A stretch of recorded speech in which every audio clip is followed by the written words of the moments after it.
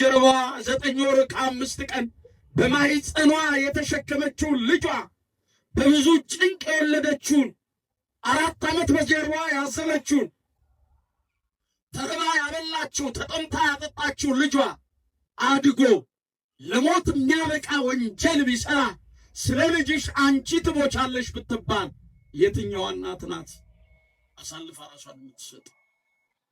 ከእናትም በላይ እናት ከአባትም በላይ አባት ሆኖ ስለኛ ራሱን አሳልፎ የሰጠ በቀራንዮ አደባባይ እንደ ብራና ተወጥሮ ስጋውን የቆረሰ ደሙን ያፈሰሰ እንካችሁ ብሉኝ ብሎ ለተራብነው ለኛ ራሱን የሰጠ እንካችሁ ጠጡኝ ብሎ ለተጠማነው ለኛ ራሱን አሳልፎ የሰጠ ፍቅርን በንግግር ሳይሆን በተግባር የገለጠ በመምሰል ሳይሆን በመሆን ያረጋገጠ እርሱ ነው። ፍቅር የሌለው እግዚአብሔርን አያውቅም። አንተ ባጠገብ ያለውን ባልንጀራህን ሳትወድ ወንድምህን ሳትወድ ወንድምሽን ሳትወጂ ባልንጀራሽን ሳትወጂ በሰማይ ያላየውን እግዚአብሔርን እወዳለሁ፣ አከብራለሁ፣ አፈቅራለሁ ብትል ውሸታም ነህ ነው የሚለው መጽሐፍ። አንደኛ ዮሐንስ መልእክት ምዕራፍ 3 ቁጥር 17 ውሸታም ነው። ስንቶቻችን ዛሬ እውነት እንነጋገር ከተባለን ምድራችን ዓለማችን እንዲህ የጦርነት ቀጠና እስክትሆን ድረስ አባት በልጁ ልጅ በአባቱ ላይ ቃታ ሲስብ ወንድም ወንድሙን ሲያሳድድ ሞት የተባለው አስፈሪው ነገር ዛሬ እንደ ተረት ሲሆን በዚህ ቦታ ላይ ይሄን ያህል ቁጥር ያላቸው ሰዎች ሞቱ፣ ይሄን ያህል ቁጥር ሰዎች ከቤታቸው ተፈናቀሉ ተብሎ ሲነገረን ጆሮ ዳባ ልበስ ያልነው ፍቅር ስላለን ነው ይመስላችኋል ወገኖች? በዚህ ዓመት ያለ ማጋነን ነው የምነግራችሁ፣ እግዚአብሔር ምስክሬ ነው። በዚህ ዓመት በሚዲያ የሰማሁት ከአራቱም አቅጣጫ ወጣቱ የሚፈልስባት መዲናችን አዲስ አበባ ከ3 ሚሊዮን ሕፃናት በላይ በትምህርት ገበታቸው ላይ የሉም። በምን ምክንያት? በጦርነት ምክንያት፣ በስደት ምክንያት። ታዲያ አለ። በስመ አብ ወወልድ ወመንፈስ ቅዱስ አሐዱ አምላክ አሜን። ስብሐተ እግዚአብሔር በሚያደርሱበት በማደሪያው በቅድስናው ስፍራ የሰበሰበን የአባቶቻችን የቅዱሳን አምላክ ልዑለ ባሕሪ አምላካችን እግዚአብሔር ስለማይነገረው ዘላለማዊ ስጦታው ተነግሮም ስለማያልቀው ፍቅሩ ስሙ ከምድር እስከ አርያም በፍጥረት ሁሉ አንደበት ዘውትር የከበረና የተመሰገነ ይሁን። እጅግ የተወደዱና የተከበሩ አባታችን መልአከ ብርሃን መምህር ሙላት ክበቤ የዚህ ታላቅና ታሪካዊ ቤተ ክርስቲያን ቤተ መቅደስ ዋና አስተዳዳሪና የዚህ ቅዱስ ሕዝብ ጠባቂ በእግዚአብሔር ፍጹም የሰላምታ ቃል እንደምን ከረማችሁ? እንደምን አደራችሁ? እንደምን አረፈዳችሁ? ልዑለ ባሕሪ አምላካችን እግዚአብሔር ስሙ ከምድር እስከ አርያም በፍጥረት ሁሉ አንደበት ዘውትር የከበረና የተመሰገነ ይሁን። እግዚአብሔር የሚያመሰግኑ ዘንድ ስሙንም ይጠሩ ዘንድ ለአሕዛብም ሥራውን ያወሩ ዘንድ ዳዊት እንዲህ ሲል ተናገረ። እግዚአብሔርን አመስግኖ በአሕዛብ መካከልም ስሙን ጥሩ፣ ዘምሩ፣ ተቀኙለት፣ ተአምራቱንም ሁሉ ተናገሩ። በቅዱስ ስሙ ፊት ተጓደዱ። እግዚአብሔርን የሚፈልግ ልብ ደስ ይበለው። እግዚአብሔርን ፈልጉ ትጸኑባላችሁ። ሁልጊዜ ስሙን ፈልጉ አለ። ሁልጊዜ ፊቱን ፈልጉ።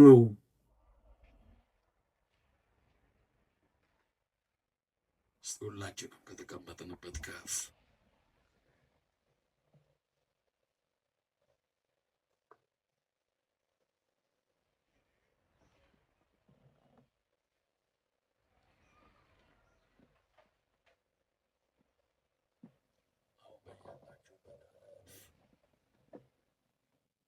ማንን ያከበር ነው? አቤት እግዚአብሔር። አባቶቻችንን ስናከብር እግዚአብሔርን ስናከብር የሚመሰገንባትን የሚወደስባትን ማዳኑ የሚነገርባትን ቤተክርስቲያንን ነው የምናከብረው። እግዚአብሔር ያክብራችሁ። የሚያከብሩ ልጆችን እግዚአብሔር ይተካላችሁ። ወደ ቃሉ እንመለስ። እግዚአብሔር ከሁላችን ጋር ይሁን። እግዚአብሔርን ፈልጉታል። ሁልጊዜ ፊቱን ፈልጉ። ዛሬ የመጣንበት ምስጢር ከሌሊቱ ስርዓት አምልኮ መንፈሳዊ አገልግሎት ጀምራችሁ ደርሰው በልዩ ልዩ ምክንያት ለኪዳነ ምሕረት ለእናታችን ነግረው አንቺ ታውቂያለሽ ብለው ደርሰው የተመለሷል። ልጆቻችሁን ወደ ትምህርት ገበታ ሸኝታችሁ ደግሞ አሁን እግዚአብሔርን ለሰው ያልነገራችሁትን ልትነግሩ፣ ለሰው ያልገለጣችሁትን ማንነታችሁን በእግዚአብሔር ፊት ልትገልጡ፣ እግዚአብሔርን ከመቀደሱ ሆኜ ጠራሁት እርሱ ከመቀደሱ ሆኖ መለሰልኝ ተብሎ እንደተጻፈው እግዚአብሔርን ፍለጋ እግዚአብሔርን ሽታችሁ ከመቀደሱ ውስጥ ሆናችሁ ለማናገር የልባችሁን መሻት ለመንገር የመጣችሁ አላችሁ። የተገኘንበት ዋነኛው ምስጢር እግዚአብሔርን ፍለጋ ነው። ማንን ፍለጋ? በዚህ ምድር ኦርቶዶክሳውያን በምንኖርባት ዓለም በመውጣታችን በመግባታችን በመነሳታችን በመቀመጣችን በቀንና በሌሊት በደቂቃና በሰዓታት ልዩነት ውስጥ በሰው ሕይወት ውስጥ ብዙ ፍላጎት አለ። የምንፈልገው የምንሻው እንዲደረግልን የምንፈልገው ብዙ ፍላጎት አለ። የፈለግነውን ስናገኝ አሁንም ፍላጎታችን አያበቃው። የፈለግነውን ስንይዝ አሁንም ፍለጋ ላይ ነው። ዘመናችንን ሁሉ በፍለጋ እንፈጀዋለን። በፍለጋ ያልቃል። አንድ ነገር አስተውሉ። ግን እንደው በሕይወታችሁ ውስጥ እንደምንፈልገው ብንኖር እንደምንፈልገው ብናገኝ እንደው ይቅርታ አድርጉልኝና ዛሬ በቤተ እግዚአብሔር ጊዜውን ሰጥቶ የሚገኝ ሰው ስንት ነው? የፈለግነው ሁሉ ቢሞላልን በፊቱ የምንገኝ ስንቶቻችን ነን? የፈለግነው ሁሉ ቢሳካልን ፍለጋዎቻችን ሁሉ እውን ቢሆኑ ማን ነው በዚህ ሰዓት በእግዚአብሔር ፊት ለመገኘቱ እርግጠኛ የሆነ? ነገር ግን አስተውሉ፣ እንደምንፈልገው ሳይሆን እንደሚያስፈልገን እያኖረን ያለው ማን ነው? ተናገሩ። እግዚአብሔር ነው። እንደምንፈልገው ሳይሆን እንደሚያስፈልገን እያኖረን ያለው እሱ ነው። እግዚአብሔር የሚያስፈልገንን ያውቃል፣ የጎደለንን ያውቃል፣ የምንሻውን ያውቃል። ከሐሳብ አስቀድሞ ሁሉን የሚያውቅ ነው። ከሕሊና አስቀድሞ ሁሉን የሚመረምር ነው።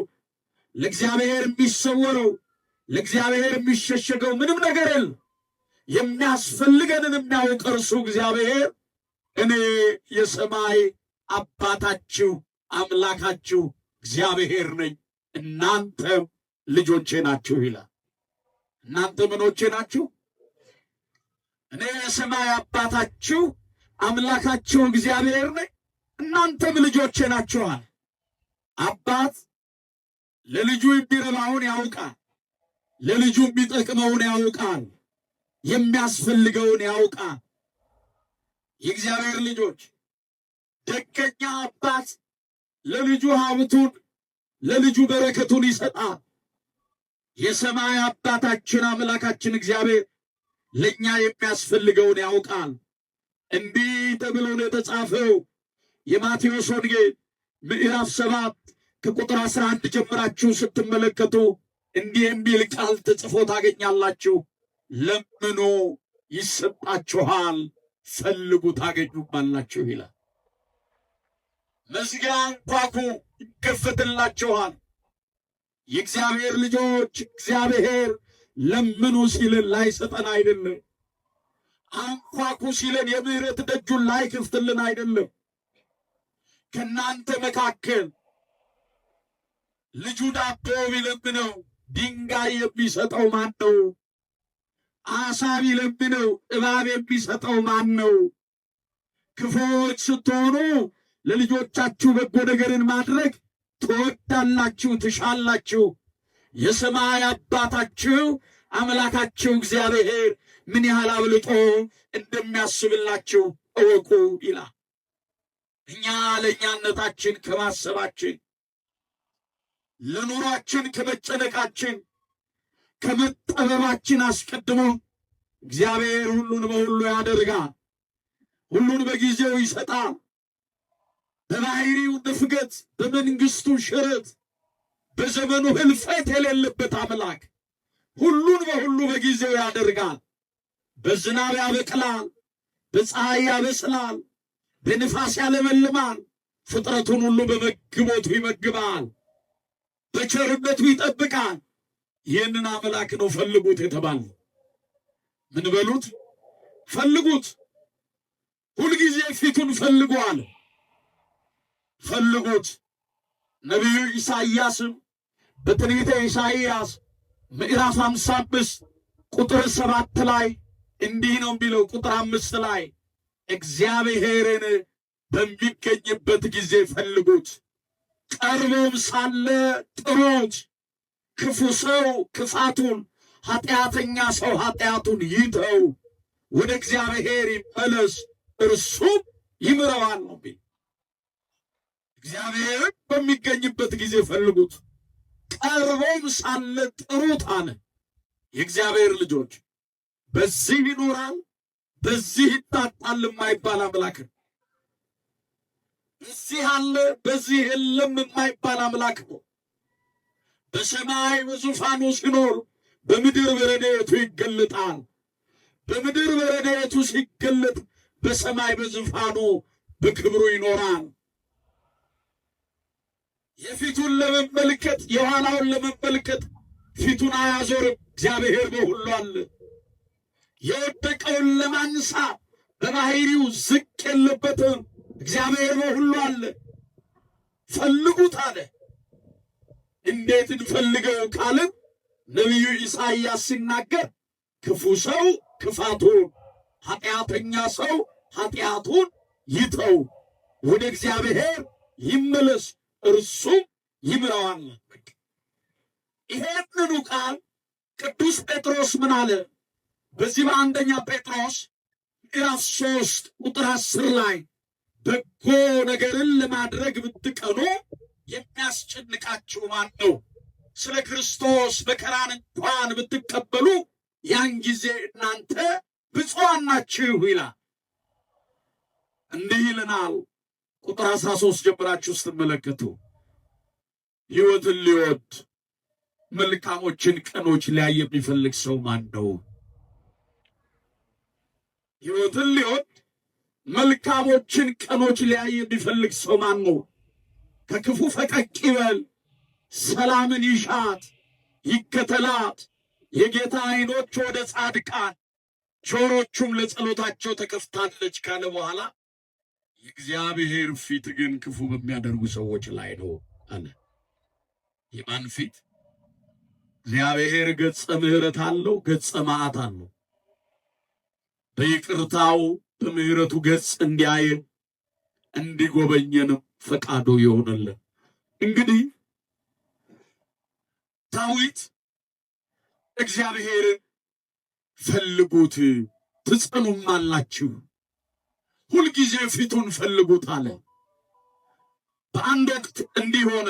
የእግዚአብሔር ልጆች በዚህ በአንደኛ ነገሥት ቀዳማዊ ምዕራፍ 2 ቁጥር 1 ላይ ስትመለከቱ ዳዊትም የሚያንቀላፋበት ቀን ቀረበ፣ ልጁ ሰሎሞንን ጠራው፣ የምድርን መንገድ ሁሉ ይሄዳለሁ፣ እግዚአብሔር በሕይወትና በዘመን ከአንተ ጋር እንዲሆን ልጄ ሆይ ሰው ሁን አለው።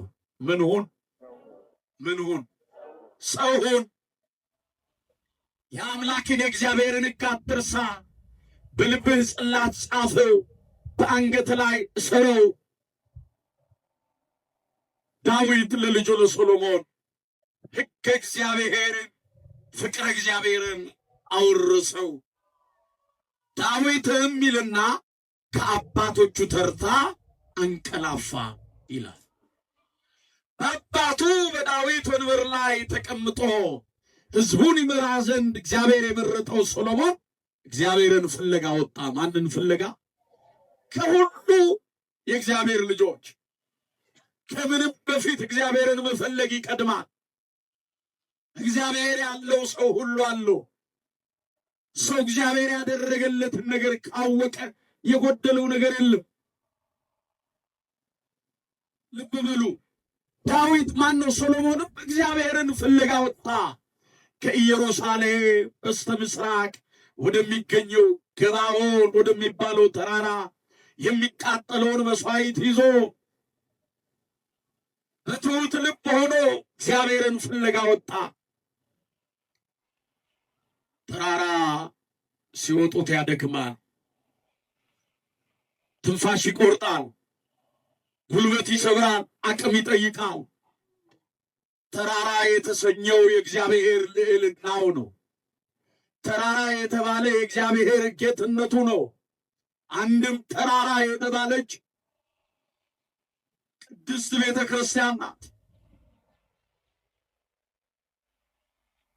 ነገረ ድኅነቱ የሚታወጅባት፣ ድምፀ እግዚአብሔር የሚሰማባት፣ ስለ ኃጢአት ሞተን ስለ ጽድቅ ለመኖር የምንወስንባት፣ ባዶአችንን መጥተን በበረከት ተትረፍርፈን የምንመለስባት፣ ዓለም የቋጠረችው የሕይወታችን ቋጠሮ የሚፈታባት የእግዚአብሔር ማደሪያ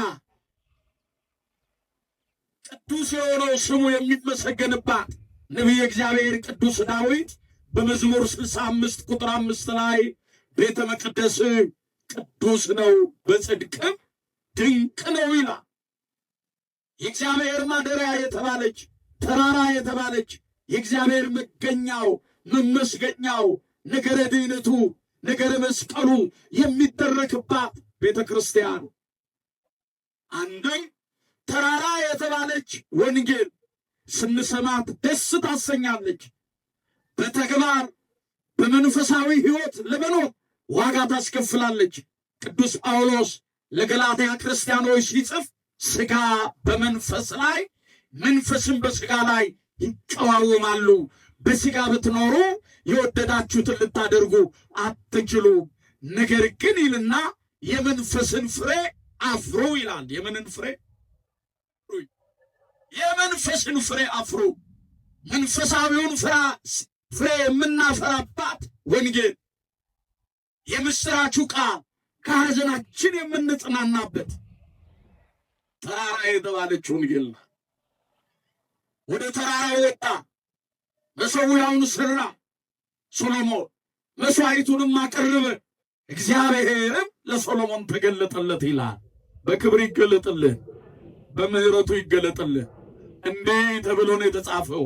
ምሳሌ ምዕራፍ 8 ቁጥር 17 ላይ ተግተው የሚሹኝ እነርሱ እኔን ያገኙኛል፣ የሚወዱኝን ሁሉ እወዳለሁ። ተግተው የሚሹኝ እነርሱ እኔን፣ የሚፈልጉኝ እነርሱ እኔን ያገኙኛል። ሶሎሞን እግዚአብሔርን ፍለጋ ወጣ፣ መሠዊያውን ሰርቶ መሥዋዕቱንም አቀረበ። እግዚአብሔርም ለሶሎሞን ተገለጠለት። ምን አደርግልህ ዘንድ ትወዳለህ አለው። እስቲ ይሄ ጥያቄ ቢጠየቅ ወደ ልባችን ወደ ጆሮአችን እግዚአብሔር ምን ላደርግላችሁ ቢለን አሁን ጥያቄያችን ምንድን ነው? የዚህ ዘመን ጥያቄያችን ፍላጎታችን ምንድን ነው? ልንነግረው የመጣ ነው? ለሰው ያላሰማ ነው? ለሰው ያልገለጥ ነው? እግዚአብሔር ብቻ የሚያውቀው ብዙ ጥያቄ አለብን። ለጥያቄያችን መልስ ሊሰጠን ምን ላደርግላችሁ ቢለን ጥያቄያችን ምንድን ነው? የማርቆስ ወንጌል ምዕራፍ 10 ቁጥር 50 ላይ ሲሄድም ኢያሪኮ ወደምትባል መንደር ገባ።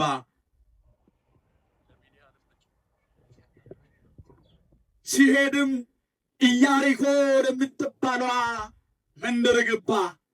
ፀሐይ የሚመለክባ ለከዋክብት ሕዝቡ ለከዋክብት የሚሰግድባት ኮከብ የሚመለክባት ሀገር ኢየሱስ ክርስቶስ ወደዛች መንደር አቀና። ዛሬ ወደ ቤታችን ቢመጣ የስንቶቻችን ቤት እኔና ቤቴ እግዚአብሔርን እናመልካለን በሚል ሕይወት ውስጥ አለን። ወደ ልባችን መቅደስ ቢመጣ እግዚአብሔር በስንቶቻችን ልቡና መቅደስ ውስጥ መቅደስ በተባለው ልብ ውስጥ እግዚአብሔር ይመለካል። የእግዚአብሔር ልጆች ወደዛች ከተማ ሲገባ የጤሜዎስ ልጅ በርጤሜዎስ በከተማይቱ ደጃፍ ላይ ቁጭ ብሎ የሳንቲም ድቃቄ የጨርቅ እላቂ እየለመነ ጠዋት ሰዎች እየመሩ ወደዛች ከተማይቱ ደጃፍ ላይ ያደርሱታል። ማታ እየመሩ ወደ ቤት ይወስዱታል። ከሚገኘው ወይንም ለምኖ ከሚያገኘው ከትርፉ ተስፋ ይካፈሉት ነበረ። እዛ የሐዋርያት ሥራ ምዕራፍ 16 ላይ ከትርፉም ተስፋ ይካፈሏት ነበር ተብሎ እንደተጻፈው ለምኖ ካገኘው ስለሚያቋድሳቸው ጠዋት እየመሩ ያወጡታል፣ ማታ እየመሩ ያገቡታል። ይሄ ሰው በጥቅሉ ምን አለፋችሁ ኑሮውን በሰው ትከሻ ላይ ያደረገ ሰው ነበረ። ኢየሱስ ክርስቶስ ወደዛ መንደር ገባ። ይሰማል፣ አያይም። ይናገራል፣ አያይም። ይራመዳል፣ አያይም።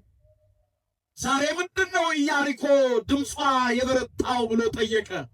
አልሰማም። ደገኛው መድኃኒታችን ኢየሱስ ክርስቶስ በመንደራችን እያለፈ ነው አሉት። ከተቀመጠበት አፈፍ ብሎ ተነሳና የዳዊት ልጅ ሆይ ማረኝ፣ የዳዊት ልጅ ሆይ ራራልኝ ብሎ ድምፁን አሰምቶ ጮኸ።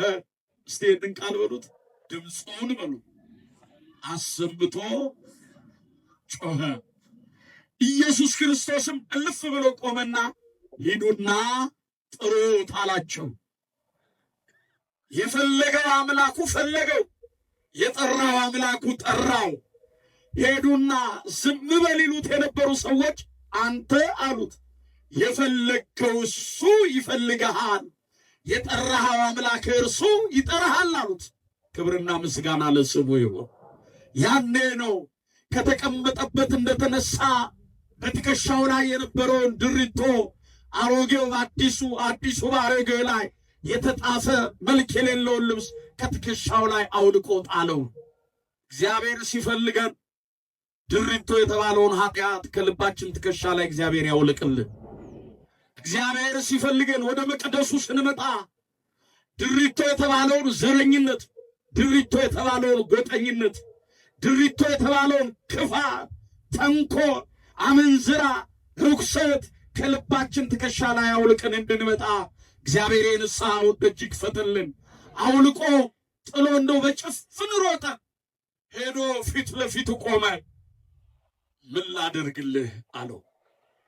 ምን እንዳደርግልህ ትፈልጋለህ ሲለው፣ ጌታዬ ምንም ነገር አልፈልግም፣ አንድ ነገር ብቻ ጠይቃለሁ። እርሱም አለ ማየት ብቻ፣ ክብርህን ማየት፣ ማዳንህን ማየት፣ ቸርነትህን ማየት፣ ይቅርታን ማየት፣ ድውያነ ሥጋን በታምራት ድውያነ ነፍስን በትምህርት ስትፈውስ ማየት፣ ሰማያውያን መላእክት ከሰማይ ወደ ምድር ያንተን ምሕረት ከምድር ወደ ሰማይ የእኛን ጸሎት ሲያሳርጉ ማየት አለው። ኢየሱስ ክርስቶስ ሕሙማንን ይፈውስበት የነበረው መንገድ 5 ናቸው እና ከነዚህ ከ5ቱ በአንደኛው እጁን በእጁ ዓይኑን ዳሰሰው ይላል። ያን ጊዜ ዓይኑ በራ ይላል። እግዚአብሔር የልባችንን ዓይን ያብራል። ፍቅሩን የምንመለከትበት፣ ማዳኑን የምናስተውልበት፣ የተከፈለልንን ዋጋ የምንረዳበት እግዚአብሔር የልባችንን ዓይን ያብራል። ኦርቶዶክሳውያን ምን አደርግልህ ዘንድ ትወዳለህ ቢለው ማየት ብቻ አለ።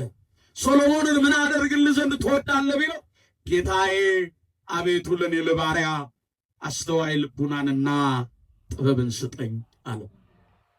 ክፉን ዘመን የምንሻገርበት የኃጢአቱን ማይበል ቀስፈን የምንሻገርበት መንፈሳዊ ሕይወታችንን በጥበብ የምንመራበት እግዚአብሔር ማስተዋሉን ጥበቡን ለሁላችንም ያድለን።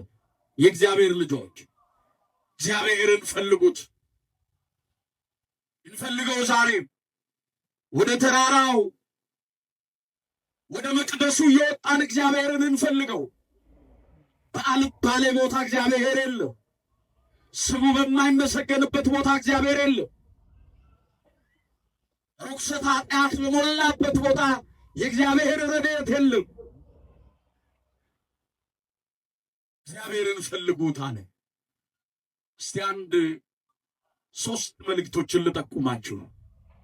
እግዚአብሔር በምን ይገኛል?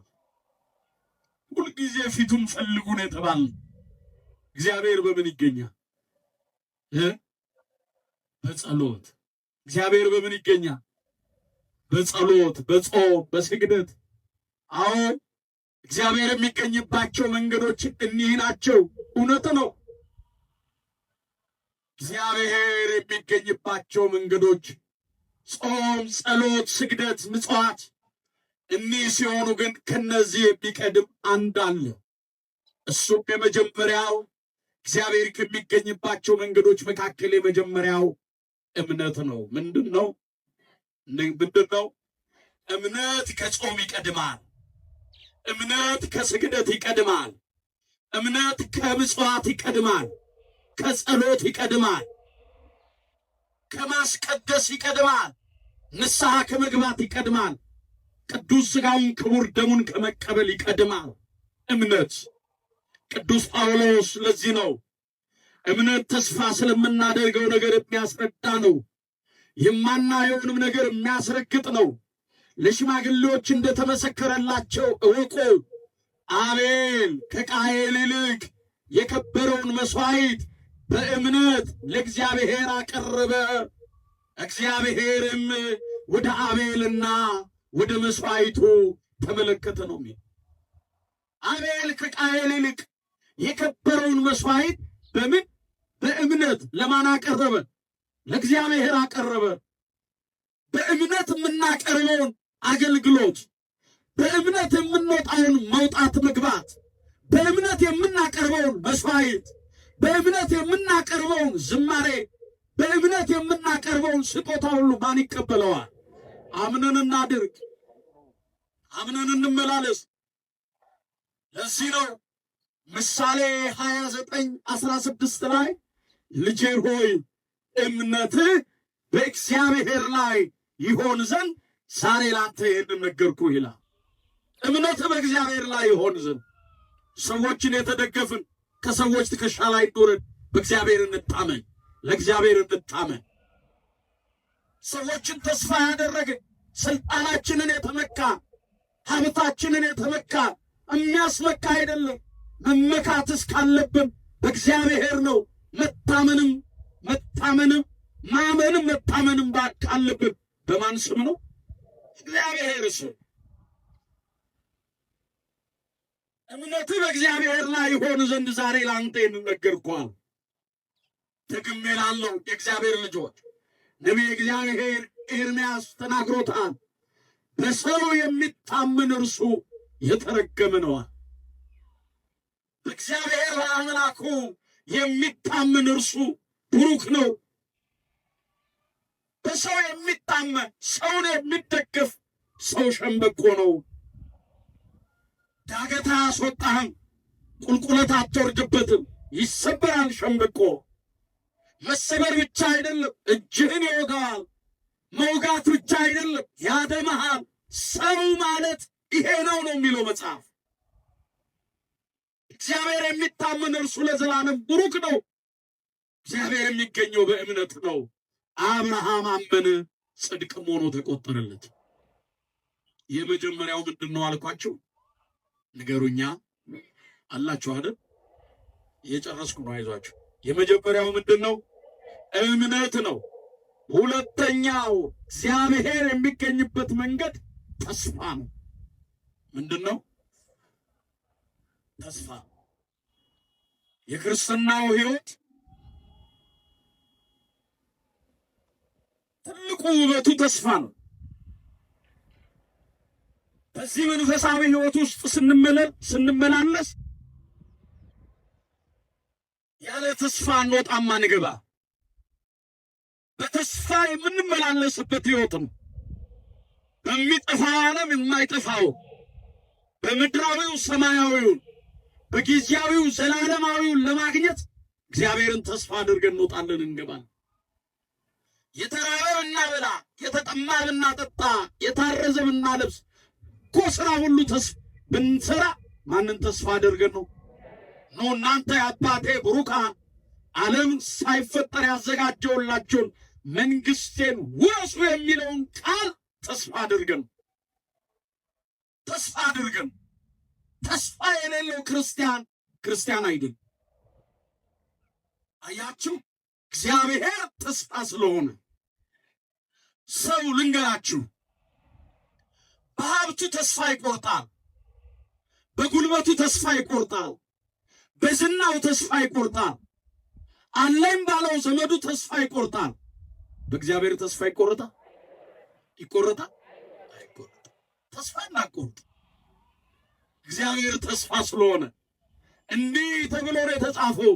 ነቢየ እግዚአብሔር ቅዱስ ዳዊት በመዝሙር 36 ላይ ልጄ ሆይ በርታ፣ ልብህም ይጽና፣ በእግዚአብሔር ተስፋ አድርግ። በማን? በቃ በእግዚአብሔር ተስፋ አድርጉ።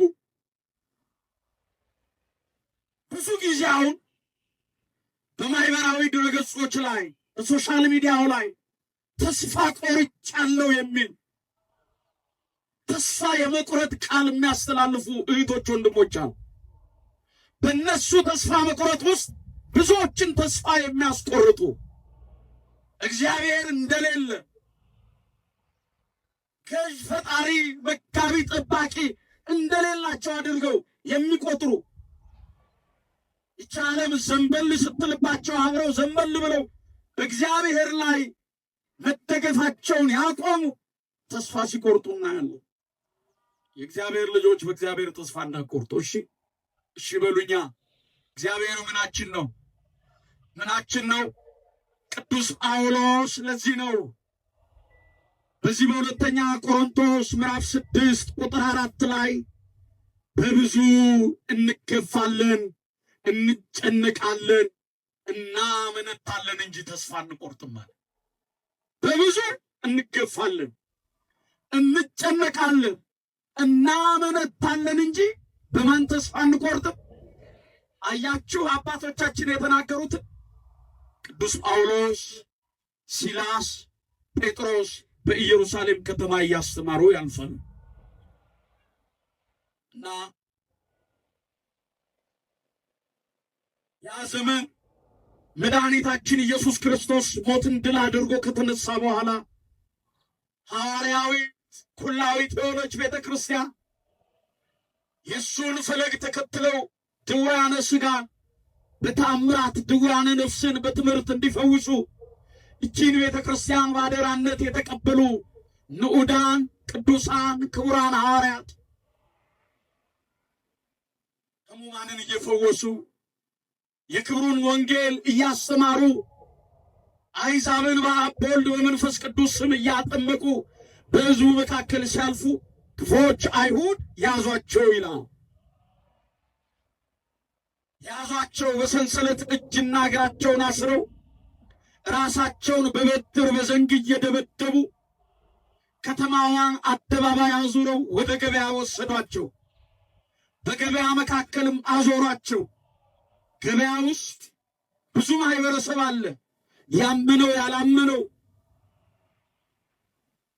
የእግዚአብሔር ልጆች ሐቀኛው ዘራፊው አለ፣ ድሃው ባለጠጋው ሁሉ የሚመላለስባት ገበያ መካከል አዞሯቸው።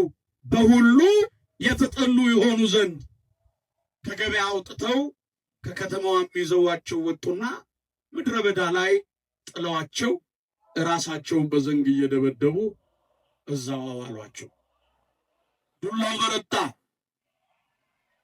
አመሻሽ ጀንበር ከመጥለቋ በፊት ዱላው ሲበረታ የአይሁድን ዘይቤያቸውን፣ አስተምሯቸውን እንዲሁም ደግሞ ጥርጣሬያቸውን፣ ማንነታቸውን የሚያውቀው ቅዱስ ጳውሎስ ከመካከል ጠፍቶ ሄደ። ወደ ከተማ ገባ።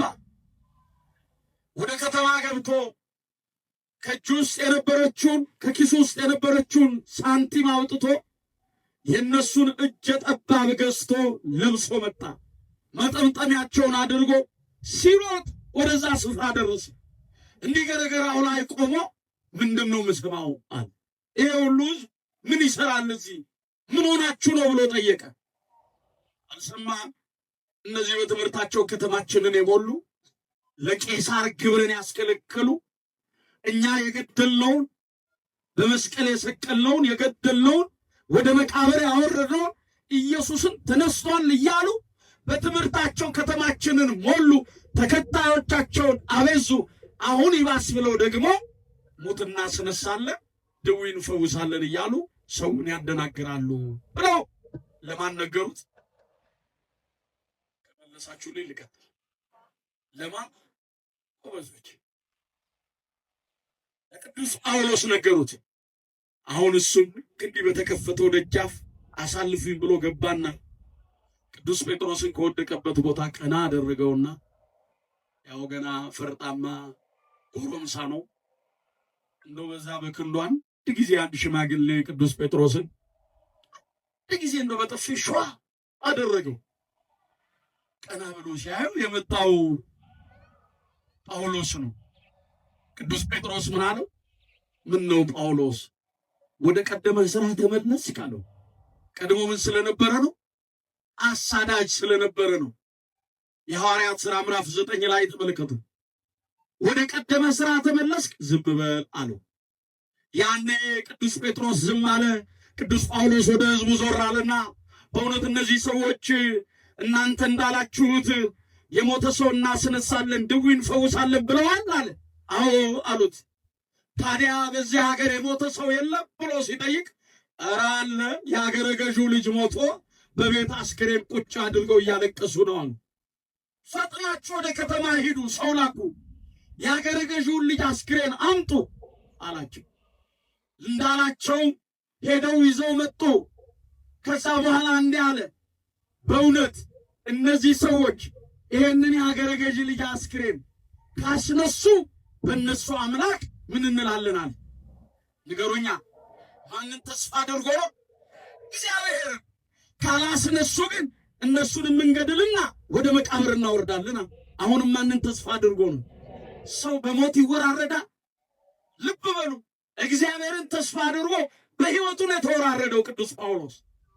ያኔ እነሱን እንገድልና ወደ መቃብር እናወርዳቸዋለን ካላስነሱ። ካስነሱ ግን በእነሱ አምላክ እናምናለን። ስለዚህ ምን ይሻላል? ትስማማላችኋል? ታዲያ ከመካከላችን ምን አይነት ደግ ሰው ተገኘ አሉ። ስለ ሞት ስለነገራቸው፣ እንገድላቸዋለን ስላላቸው ምን አይነት ጥሩ ሰው ተገኘ አሉ።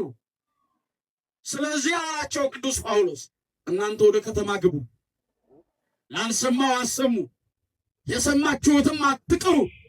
በጠዋት እነዚህን ሰዎች የምንገድልበት ሰይፍና ዱላ ይዛችሁ ነው።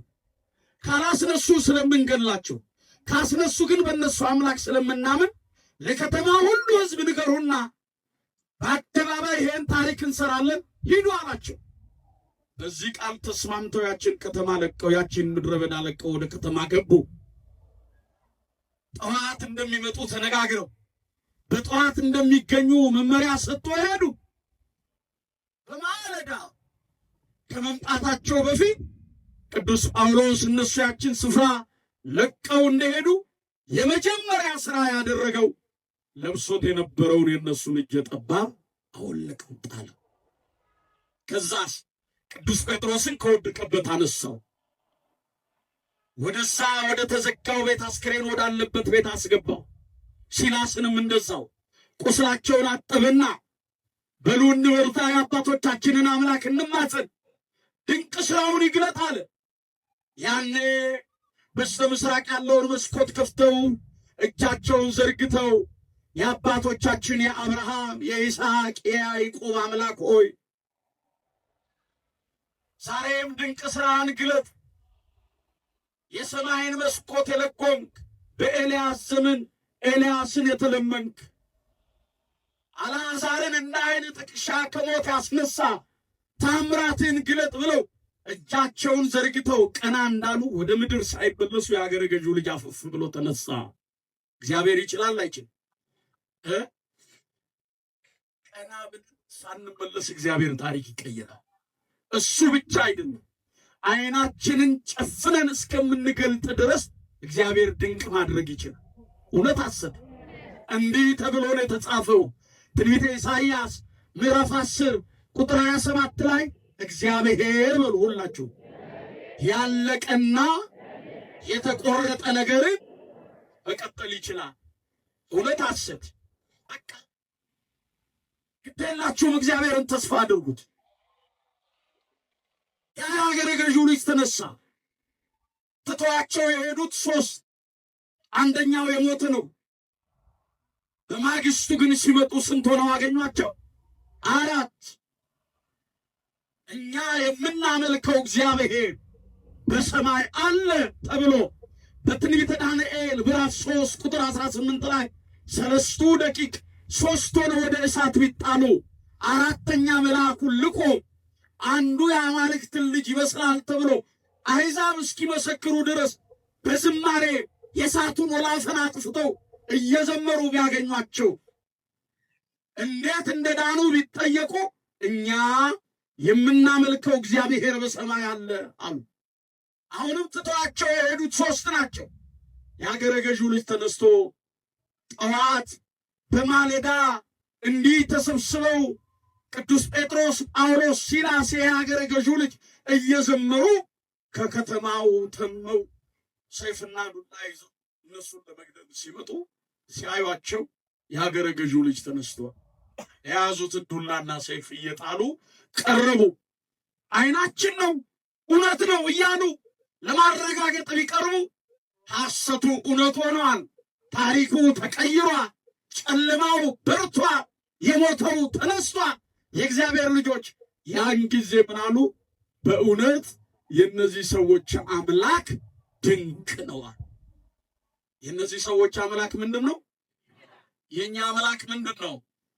ግሩም ነው፣ ድንቅ ነው። ከህሊና በላይ ድንቅ ማድረግን የሚችል አምላክ ነው። የእነዚህ ሰዎች አምላክ ድንቅ ነው ብለው አመኑ። 5000 ምዕመናንን አጠመቁ።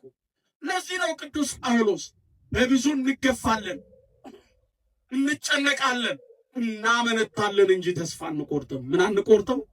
በእግዚአብሔር ተስፋ አይቆርጥም። እግዚአብሔር በምን ይገኛል? ንገሩኛ። በምን? የመጀመሪያው፣ ሁለተኛው፣ ሶስተኛው እግዚአብሔር የሚገኘው በፍቅር በፍቅር። የፈለገ ሊቅ ብትሆን አዋቂ ብትሆን በዚህ ዓለም ከበሬታው ወንበር ላይ ብትቀመጥ ዓለም ያን የሌለውን ዝና ብትሰጠኝ እግዚአብሔር በነገሮች ሁሉ ቢያከብር ፍቅር ከሌለ ዋጋ የለም። ባዶ ጀሪካን ታውቃላችሁ? ስትመቱት ድምፁ ባዶ ሲሆን ባዶ ነው። ፍቅር ከሌለን ባዶዎች ነው። ማስቀደሱ ባዶ ነው፣ መቀደሱ ባዶ ነው። መሰበኩ ባዶ ነው፣ መስበኩ ባዶ ነው። ባዶ ነው። የእግዚአብሔር ልጆች ያለ ፍቅር ምንም ነገር የለም። ፍቅር ከሁሉ በላይ የተሰጠንም ትልቁ ስጦታ እሱ ነው። እንዲህ ተብሎ ነው የተጻፈው፣ ነፍሱን ስለ ወዳጆቹ ከማኖር ይልቅ ከዚህ የሚበልጥ ፍቅር ለማን አለ? ለማን አለ? እናት በጀርባዋ 9 ወር ከ5 ቀን በማኅፀኗ የተሸከመችውን ልጇ በብዙ ጭንቅ የወለደችውን 4 ዓመት በጀርባዋ ያዘለችውን ተርባ ያበላችሁ ተጠምታ ያጠጣችሁ ልጇ አድጎ ለሞት የሚያበቃ ወንጀል ቢሰራ ስለ ልጅሽ አንቺ ትሞቻለሽ ብትባል የትኛዋ እናት ናት አሳልፋ ራሷን የምትሰጥ? ከእናትም በላይ እናት ከአባትም በላይ አባት ሆኖ ስለኛ ራሱን አሳልፎ የሰጠ በቀራንዮ አደባባይ እንደ ብራና ተወጥሮ ስጋውን የቆረሰ ደሙን ያፈሰሰ እንካችሁ ብሉኝ ብሎ ለተራብነው ለኛ ራሱን የሰጠ እንካችሁ ጠጡኝ ብሎ ለተጠማነው ለኛ ራሱን አሳልፎ የሰጠ ፍቅርን በንግግር ሳይሆን በተግባር የገለጠ በመምሰል ሳይሆን በመሆን ያረጋገጠ እርሱ ነው። ፍቅር የሌለው እግዚአብሔርን አያውቅም። አንተ ባጠገብህ ያለውን ባልንጀራህን ሳትወድ፣ ወንድምህን ሳትወድ፣ ወንድምሽን ሳትወጂ፣ ባልንጀራሽን ሳትወጂ በሰማይ ያላየውን እግዚአብሔርን እወዳለሁ፣ አከብራለሁ፣ አፈቅራለሁ ምትል ውሸታም ነህ ነው የሚለው መጽሐፍ። አንደኛ ዮሐንስ መልእክት ምዕራፍ 3 ቁጥር 17 ውሸታም ነው። ስንቶቻችን ዛሬ እውነት እንነጋገር ከተባለን ምድራችን ዓለማችን እንዲህ የጦርነት ቀጠና እስክትሆን ድረስ አባት በልጁ ልጅ በአባቱ ላይ ቃታ ሲስብ ወንድም ወንድሙን ሲያሳድድ ሞት የተባለው አስፈሪው ነገር ዛሬ እንደ ተረት ሲሆን በዚህ ቦታ ላይ ይህን ያህል ቁጥር ያላቸው ሰዎች ሞቱ፣ ይህን ያህል ቁጥር ሰዎች ከቤታቸው ተፈናቀሉ ተብሎ ሲነገረን ጆሮ ዳባ ልበስ ያልነው ፍቅር ስላለን ነው ይመስላችኋል ወገኖች? በዚህ ዓመት ያለ ማጋነን ነው የምነግራችሁ፣ እግዚአብሔር ምስክሬ ነው።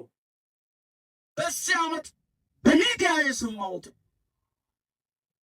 ከአራቱም አቅጣጫ ወጣቱ የሚፈልስባት መዲናችን አዲስ አበባ ከ3 ሚሊዮን ሕፃናት በላይ በትምህርት ገበታቸው ላይ የሉ። በምን ምክንያት? በጦርነት ምክንያት፣ በስደት ምክንያት። ታዲያ አለ ቆመና ምንድነው የሰባቱ አጽዋማት ትርጉሙ? ምንድነው በየዕለቱ የሰባቱ የጸሎት ጊዜያት ትርጉሙ?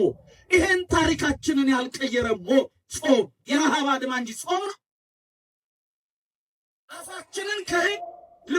አፋችንን ከእህል ከልክለናል፣ ልባችንን ከቂም አላጸዳን። በእስክሪብቶ ሰው እንገላለን፣ እናሳድዳለን። ለአንዱ መሰደድ አንዱ ምክንያት ሆኗል። ለአንዱ መራብ አንዱ ምክንያት ሆኗል። ለአንዱ ማዘን አንዳችን ምክንያት ሆነናል። ራሳችንን እንመርምር። የእግዚአብሔር ቃል መስታወት ነው። እነ ተክለ ሃይማኖት፣ እነ አቡነ ገብረ መንፈስ ቅዱስ፣ እነ አቡነ ዜና ማርቆስ፣ እነ አባ ሳሙኤል ዘዋልድባ የደከሙባት የጸሎታቸውን ወዝ ያፈስሱባት ምድር እኮ ነች ኢትዮጵያ። እንዴት ልጅ አባቱን አይመስልም? እንዴት ልጅ አባቱን ፈለግ አይከተልም? ፍቅር የለንም ሁላችንም ከሊቅ እስከ ደቂቁ። ይቅርታ አድርጉልኝ፣ እግዚአብሔር ፍቅር እንደ ሸማ ያለች ይኸውላችሁ። እግዚአብሔር ብዙ ዘመናችንን ሳናውቀው ይዞናል።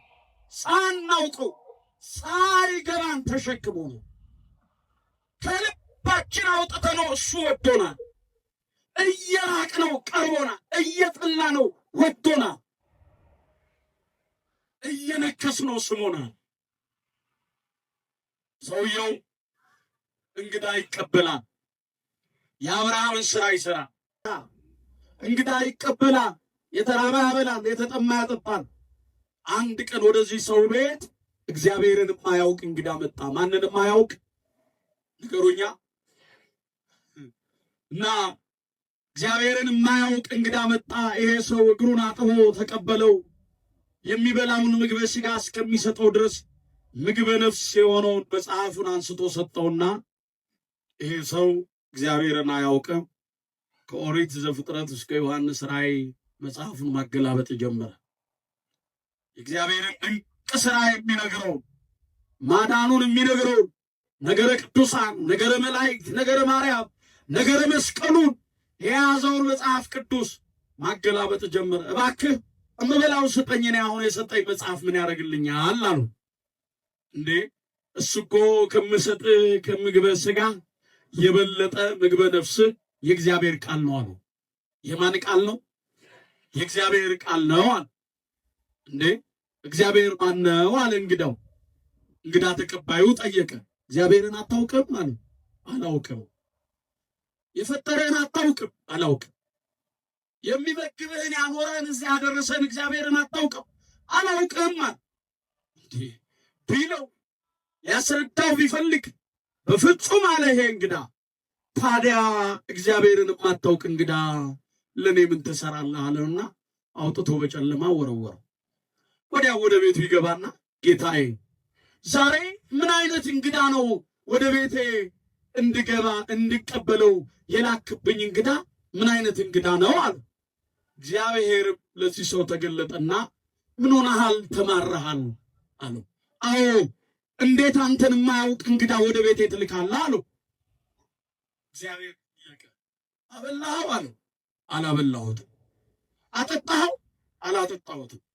እና ምን አደረግከው? አንተን አላውቅም ሲለኝ አውጥቼ ጣልኩት። አሁንም እግዚአብሔር ጠየቀ። ምን ብሎ? እንደው ስንት ዘመን ይሆነዋል? ስንት ዓመት ይሆነዋል ብሎ ጠየቀው። እንጃ አላውቅም፣ በግምት 60 ዘመን ይሆነዋል ነው። ስንት ዘመን? 60 ዘመን ወይንም 60 ዓመት ይሆነዋል። እግዚአብሔር በዚህ ጊዜ ተናገረ። ምን አለ በመዳፍህ ቁራሽ እንጀራ ቆርሰህ ብታቀምሰው፣ ጥቂት ውሃ ቀድተህ ብታጠጣው፣ እሱ 60 ዘመን ሙሉ እኔን ሳያውቀኝ በትከሻዬ ተሸክሜው የለ አንተ ይህችን ደቂቃ እሱን ማስተናገድ አቃተህ አለ። ብዙ ዘመናችንን እሱን ሳናውቅ በፍቅር ሳንመላለስ ዘመናችን ነጉዷል፣ ጊዜያችን አልቋል። ሲመጣ ባዶዎች ሆነን እንዳንገኝ በፍቅር ሕይወት እንድንመላለስ ማን ይርዳን? እግዚአብሔር የሚገኝባቸው መንገዶች የመጀመሪያው እምነት፣ ሁለተኛው ተስፋ፣ ሶስተኛው ፍቅር። እምነት፣ ተስፋ፣ ፍቅር እነዚህ ሶስቱ ጸንተው ይኖራሉ። ከነዚህ ፍቅር ትበልጣለች። እምነት ቢኖር ፍቅር ከሌለ እምነት ማን ነው? ፍቅር ከሌለ ዋጋ የለው። ተስፋ ቢኖር ፍቅር ከሌለ ዋጋ የለው። እግዚአብሔርን ፈልጉት የተባልነው እነዚህን ሶስት መሰረታዊ መንገዶች ይዘን ነውና እግዚአብሔርን ፍለጋ መጥተና የምህረት ደጁን ይክፈትልን፣ የይቅርታ ገጹን ይግለጥልን፣ ሀገራችንን ኢትዮጵያን ጽኑ ሰላም ያደርግልን፣ ጥበቃውን በዙሪያችን ማዳኑን በሕይወታችን ይግለጥልን። ሱባኤያችንን እንዲህ በፍቅር ጀምረን በፍቅር እንድንጨርስ ለብርሃነ ትንሣኤው ለብርሃነ ዕርገቱ በሰላም እንዲያደርሰን ቅዱስ ፈቃዱ ይሁንልን። በዓለም ላይ የምንሰማው ጦርነቱን መለያየትን ሁሉ አርቆ እግዚአብሔር ምድራችንን በፍቅሩ እንዲከድንልን እንዲጠብቅልን ፈቃዱ ይሁንልን።